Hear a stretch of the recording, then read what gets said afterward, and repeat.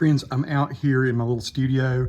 I had someone message me asking me about the Glarry Thinline Telly that I reviewed the other day, if it had a problem with the string hole alignment here in the bridge. And he referred me to another guy's video, which was an awesome video where this is probably maybe 4 or 5 months ago. This guy posted this video, maybe 5 or 6 months ago. And the string holes here didn't align from the bridge down into the wood. And so I'm looking at mine, and mine does not have that problem at all. Matter of fact, I told you on the thing that I didn't find anything really wrong with the setup on this thing. The intonation's really good. I mean, I like brass back here, but these little metal ones do good. As you saw in the video the other day, they sound great. I did want to go ahead and do a close-up though, so you could see that no, they're not all that way. This one is fine. So maybe the folks at Glarry have seen that guy's video. The thing I like, so the thing I will say about these guys is they seem to pay attention to what you say. Isn't that kind of cool? I mean, for a lower level guitar manufacturer, they seem to, like I say, watch what other people are saying and do their best to sort of try to write those things. I know that they've probably seen some of my videos. I know some of them are on their website.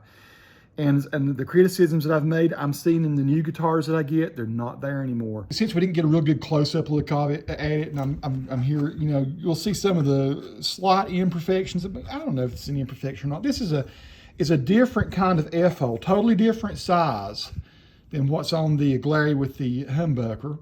Different kind of pick guard, but you'll see little pointy right there. That doesn't bother me at all. It's interesting to me how, other than Glarry up here, you've got nothing that identifies this at all down in the hole. The very few guitars that you got that do that. Matter of fact, I'm not even sure where my serial number is on this guitar. It's not on the headstock. I'm still not taking the plastic off of those yet.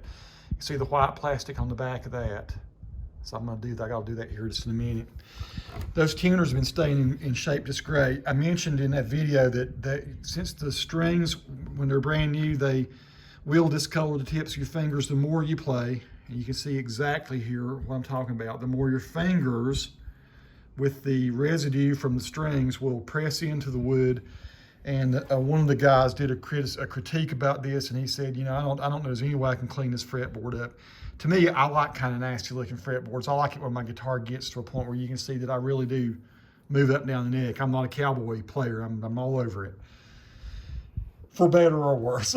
But so here you can see really up close kind of, are there this tiny little, yeah, this is a place that doesn't, you know, their job is not super attention to detail like a Paul Reed Smith or something. If you saw just a little bit fuzz like this right here on that pick guard on a high-end American one, you could fuss about that. But you can see, you know, the angles here. Even the angle around through here is not 100% round, is it? It's almost like almost like somebody kind of drew this body out on a table and didn't really use a computer or something to do it. I'm accustomed to seeing a little bit flat here where the jack is.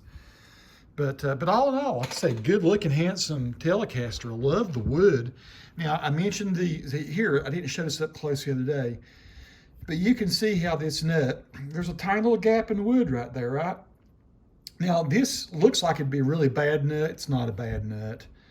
It's staying in tune really well all up in here. These tuners are holding. I know they're super cheap. I could definitely replace this nut with a better type nut if I wanted to, and I might end up doing that.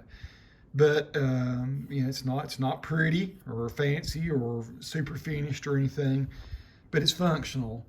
And again, it's not too high. I want to press down here to go from an E to an F. It's not like super anything. It's not like I'm having to press down hard or anything. The action, for those of you who want to see the action's pretty dang low, but absolutely zero buzz. I mean, the string height was, I thought, pretty good. I mean, you can see here how much I'm having to press down here at what, the 15th fret. Not much.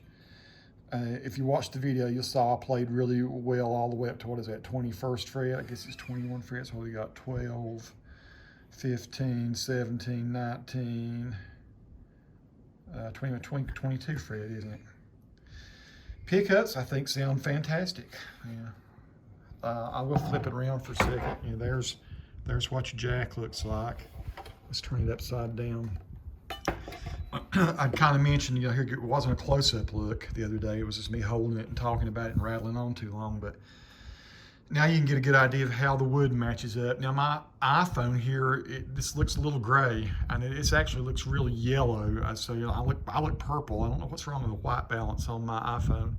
If I pull back from it, maybe it's the red or something there in the background's causing a white balance issue. See, it's looking a little more golden. It's actually a very golden kind of wood here, and I'm not pink looking like that. Here's an up close of the neck. So you can see this got a little burl and stuff in there, but there are no imperfections. On the first Glarry I got, the one with the humbucker in it, it was real rough back in here. I won't say real rough. It was noticeably rough in your hands when you played across it. And I still have not sanded it off, but it's still on there on the other one. But this one feels like somebody's taken some fine sandpaper and really giving it a good scrub there. It's not bad yet. Let's take some of that mess off of there. Look at that. I should have done that before I did the review, shouldn't I? Anyway, I'm trying to look at my iPhone while I peel plastic, and that's just not working. And I don't expect anybody's going to sit here and watch me peel plastic. Hey, if you're hanging here watching me peel plastic, kudos to you. You're a dedicated subscriber.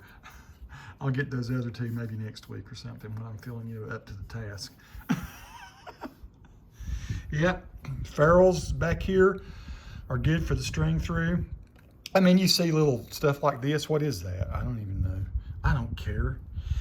Here's a little bitty scratchy looking thing. I don't care about that either. It's just a sweet playing guitar. It's light. I think it weighed in at, I can't remember. I think I weighed it at 5.6 pounds, I don't know. All I know is it was lightweight. But here you go. This is just the look, so you can see if there are any things that you just don't dig about it. This is an up close peep. I'm here to say string spacing this direction is nice. Intonation was good. Did I get all the plastic off here? Maybe not. You know, it's always when you go to peel the plastics off of these things. I did pull all the knobs off. The knobs pulled out easy. It wasn't no big deal to take those off and on and make the chain real smooth with the knob. Nothing gritty at all about that. I like it. Now, this Telecaster is not like your standard, you know, where it's up here more. This might be forward. You got the little thing that goes this way, right? So you're not going to be reaching down here and doing volume swells and stuff unless you just got a gigantic finger. You're not going to be doing your wah kind of effect down here. That's why you're going to have a wah-wah. You're not going to be able to just pull that kind of mess off unless you've got something like that. I've been going on for like 8 minutes. Enough, folks. Let me know if there's anything else you want to know about the Glarry. Peace to all who watch. Subscribe to the channel if you like.